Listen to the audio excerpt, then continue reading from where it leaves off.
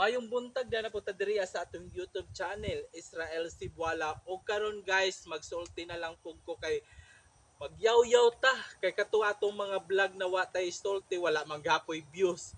Mo nang sulti ta taman sa atong gininhawa. Binisaya lang atong lingwahe na atong gamiton, dili ta ng Tagalog, dili ta ng English. Kay Bisaya man tang dako.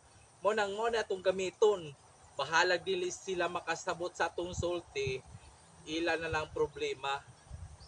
Dili na ta problema ng dili makasabot kay tungod kay ang atong lingwahe Bisaya kaayo ni.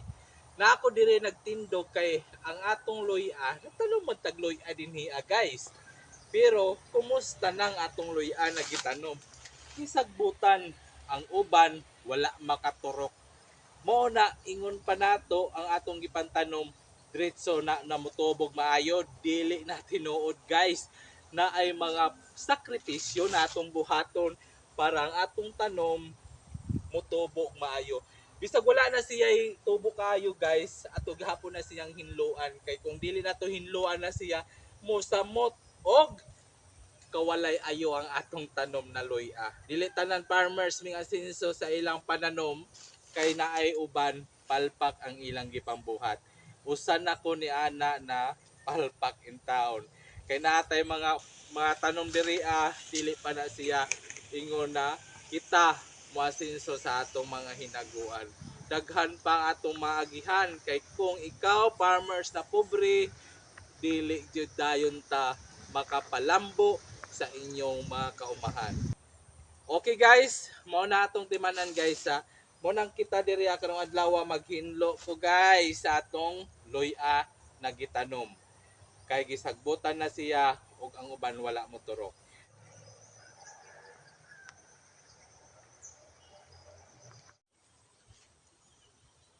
Taon dili na makita asara ang luya diri guys. Wa na guys. Mabungay na itong apil ni kay way makitaan. Oh? Jesus, marasi. Oh, there guys. Luya naman dahil ni. Guys, luya naman dahil ni siya guys. Pasti lang gamatuya.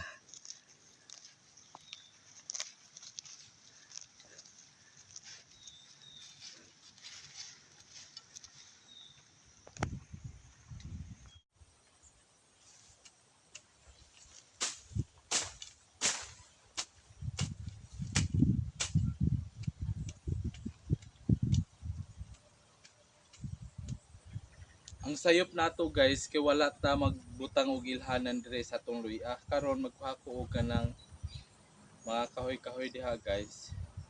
Kaya atong ugsukan.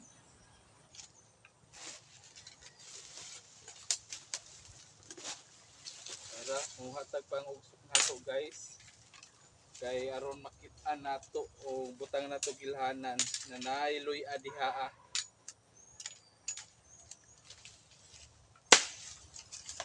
Kay dili nato butangan na mawag yun ta.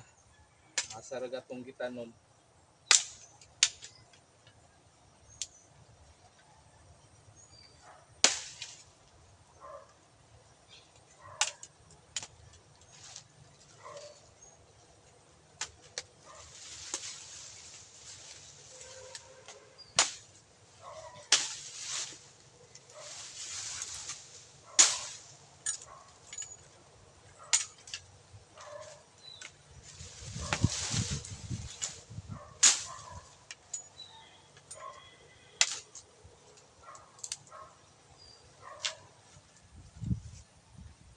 Mudi anak ko'y pang ugsok guys.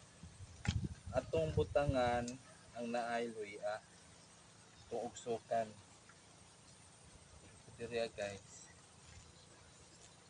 Kay para sunod pag hinlo nato na natay ilhanan.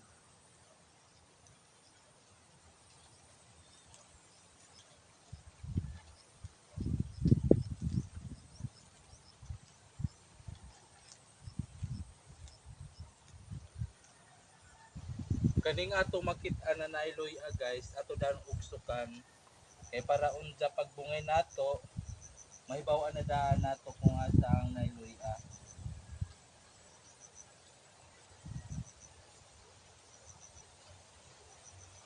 Dako na akong sayop na wala na ako butang ilhanan ang atong tanom na luyag. Ugsukan unta natong kahoy para pagbungay nako dili maapil ang atong tanom na luya.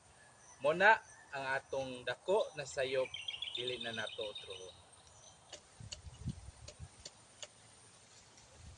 Para ni ani na wala tay ilhanan, naglisod in town ko kung asa ra nato gibutang ang atong luya na mao na iron. Usahay maapil nato pag guna. Na naman tayo steak diha katong uban, pero ang uban ambot og asa dapit wala ko kahibalo. Mo nang paglampas nato, paghinlo, pagbungay, lisod kaayo kay wala nato butang ilhanan. Bisan noon og maapil nato pagbungay ang atong tanom na luya.